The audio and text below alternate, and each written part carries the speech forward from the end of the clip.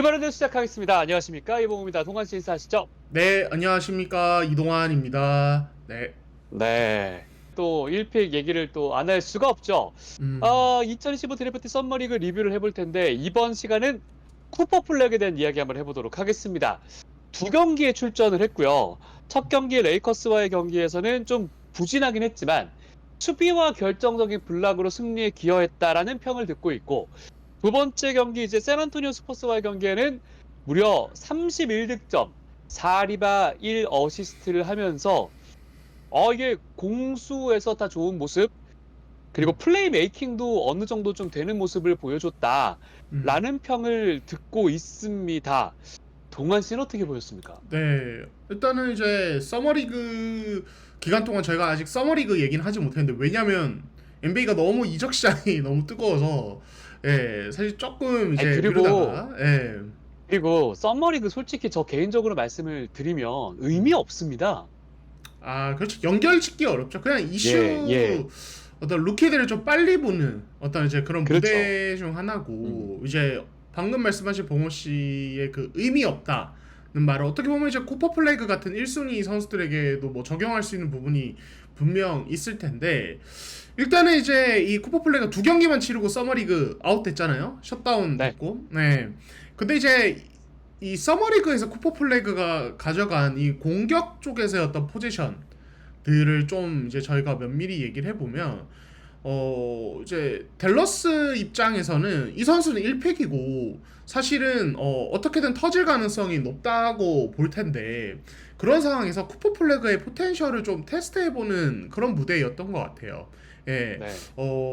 사실 이제 이런 그 또래 드래프트 탑 클래스 선수들에게 서머리그는 그냥 적응의 무대 아니면 테스트의 무대지 증명의 무대가 아니거든요. 증명은 그렇죠. 이제 어 서머리그를 통해서 투웨이 계약이나 이런 것들을 노리는 뭐 카와무라 유키라든지 뭐 이런 이제 다른 선수들, 그런 선수들이 하는 거고, 이 선수들은 이제 몸 관리하면서 여러 것저것 해보는 건데, 자, 음. 쿠퍼 플레이 같은 경우는 정말 이례적으로 많은 어떤 볼 핸들링 기회, 그리고 풀업 점프슛 시도 기회를 가져보면서 서머리그 레벨에서는 그 플레이가 지금 어느 정도 되고 어느 정도 효율이 나오는가를 좀 확인해 본 무대였던 것 같아요. 일단은 그 부분에서 먼저 평가를 하자면, 드래프트 전부터 저희가 쿠퍼 플래그에 대해서 평가를 할 때 이 선수 수비적인 부분, 이런 부분은 굉장히 기대가 되지만, 공격은 당장 NBA에서 어떤 샷 크리에이터로서 뭔가 좀 하기 어려운 부분이 있을 것이다. 왜냐하면 드리블 기반 공격, 풀업 점프슛 이런 부분에서 아직 완성도가 떨어진다는 이야기를 했는데, 그게 그냥 그대로 드러났죠. 예. 그쵸. 예. 그래서 NBA 3점 라인 길이에서 3점슛 정확도가 되게 떨어지는 모습을 보였고, 예, 듀크 대학에서는 39%였어요. 1학년 시즌에. 음. 예, 3점. 근데 길이가 길잖아요. NBA는.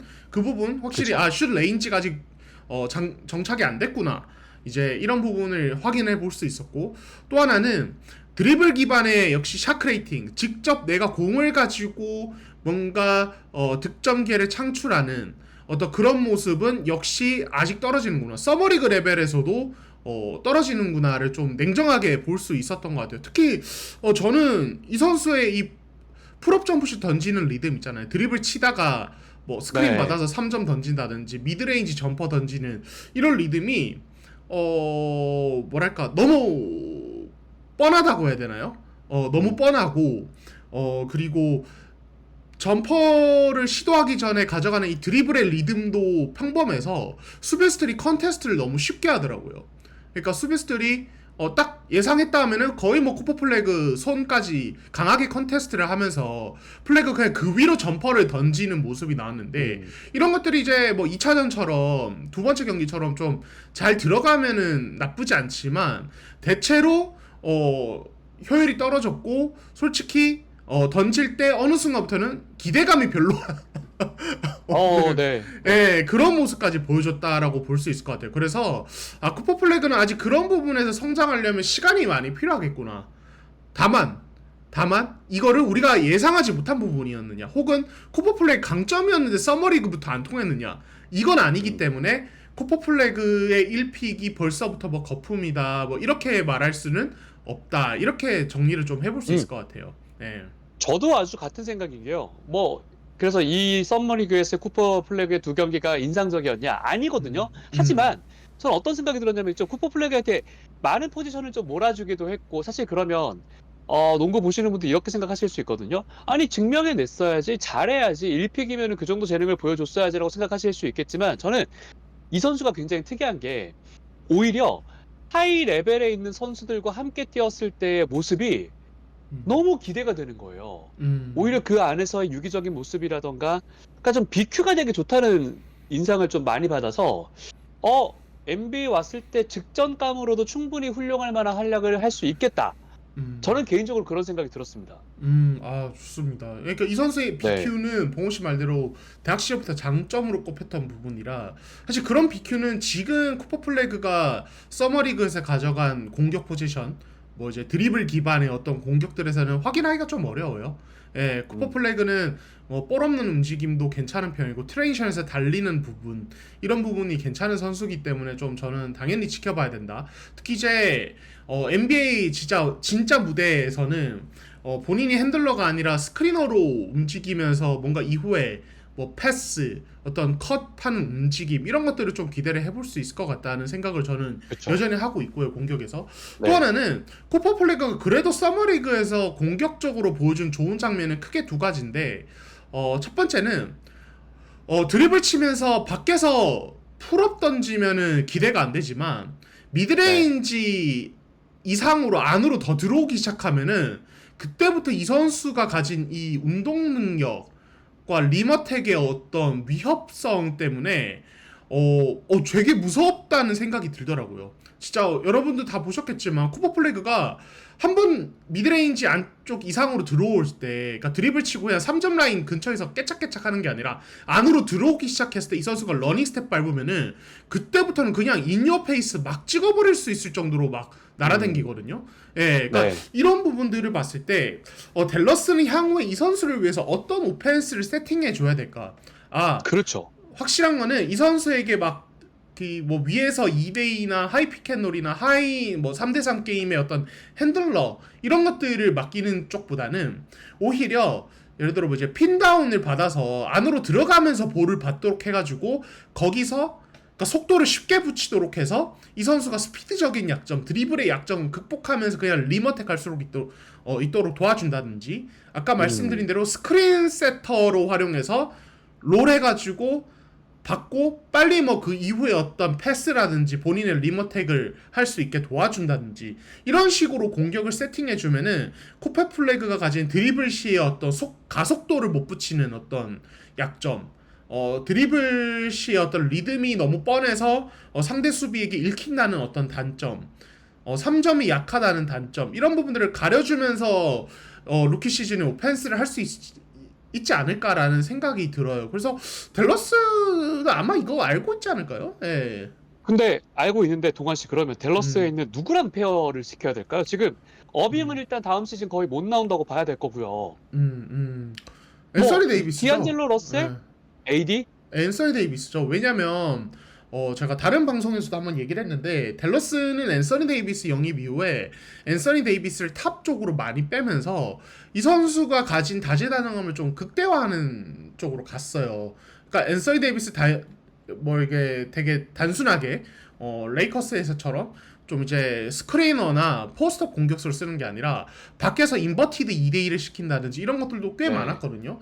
예, 이 선수의 탑 어떤 볼 터치 비중 높고 핸드오프도 음. 많고 그랬는데 자 쿠퍼 플래그가 오면은 플래그가 핸들러 하면서 AD랑 2대2 할 수도 있겠지만 AD가 핸들러 하면서 쿠퍼 플래그랑 빅빅 피켓롤을 해볼 수도 있는 여지가 생기는 거죠. 그리고 AD가 탑에서 볼을 잡고 있고 쿠퍼 플래그가 코너에서 있다가 뭐 한 개나 두 개 스크린 핀다운 받고 안으로 컬하면서 말아 들어가면서 AD 패스 받아서 림으로 진입한다든지 이런 식의 오펜스 세팅을 해줄 수가 있는 거죠.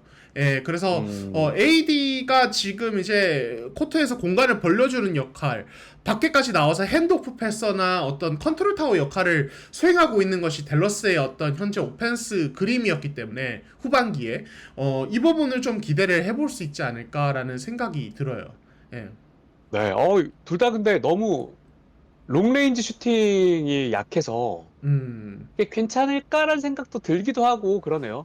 쿠퍼 플래그는 네. 3점은 코너나 윙에서 그냥 캐치앤슛 기회 던지면 상 생기면 던지는 정도로 가야지. 이 선수가 3점 위주로 예를 들어 뭐 3&D 뭐 3점 던지고 아니면 수비 이 둘만 하는 식으로 가면은 쿠퍼 플래그는 위력이 안 살아날 겁니다. 이 선수의 네.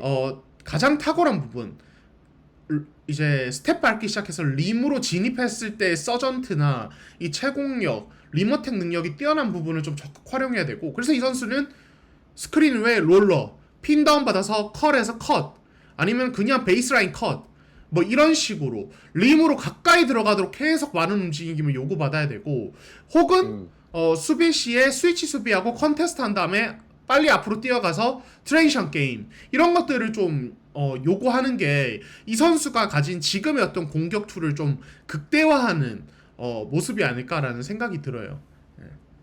동환 씨도 직전감으로 보시는 거죠? 측정값이죠. 예. 아니, 그냥 서머리그는 정말 뭐랄까 일종의 워크아웃 같았어요.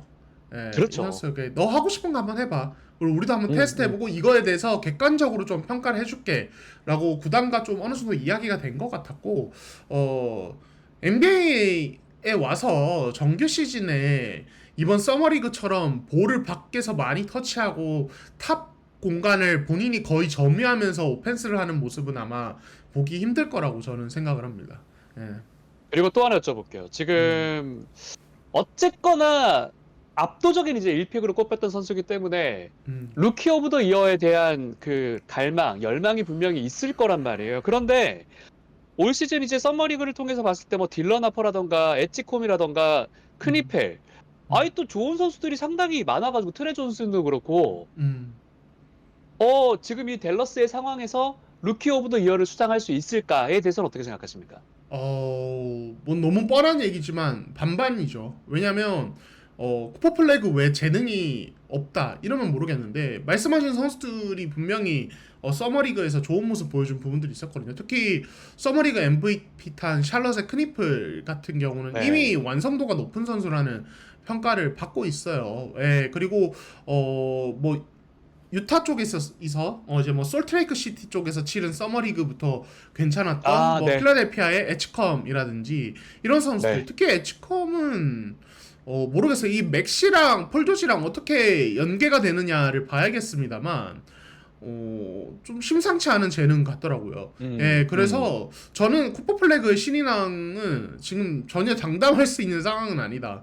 예, 그리고 뭐 쿠퍼 플래그 본인의 마음이 어떨지 모르겠습니다만, 댈러스가 예를 들어 쿠퍼 플래그에게 모든 걸 몰빵하고 뭐 이렇게 가는 팀도 아니고 지금 쿠퍼 플래그 그쵸. 당장 지금 어떻게 보면은 한 3옵션 정도로 이제 녹아들어야 되는 상황이라 아마 댈러스도 그렇게 뭐 조급하지는 않을 것 같아요. 그래서 저는 오히려 이런 상황에서는 객관적으로 봤을 때는 쿠퍼 플래그 신경 못할 수도 있다.